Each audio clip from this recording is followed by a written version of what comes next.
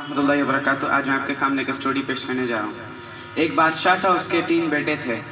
جب بادشاہ کو لگا کہ اس کا آخری وقت آ رہا ہے تو وہ اپنے تینوں بیٹوں کو اپنی دربار میں بلاتا ہے اور کہتا ہے کہ میرا آخری وقت آ رہا ہے، میں تم تینوں میں سے کسی کو اپنا تخت دوں گا۔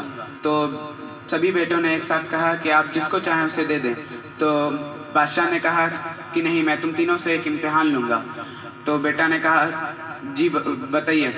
تو اس نے کہا کہ میں نے ایک گودام تیار کیا ہے، اس میں تم لوگوں کو کوئی ایسی چیز بھر دینی ہے جس سے عوام خوش رہے۔ اور بادشاہ بولا تم لوگ کو جتنا دولت چاہیے وہ لے لو۔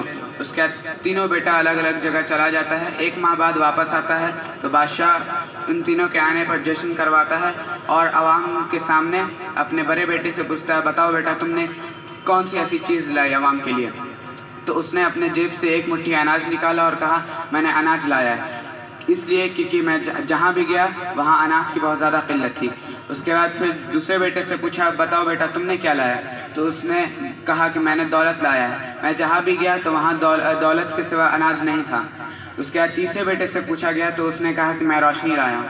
تو عوام اور بادشاہ سب چوک کے پوچھتا ہے روشنی؟ تو اس نے کہا میں نے علم کی روشنی لایا۔ تو بادشاہ پوچھتا ہے وہ کیسے؟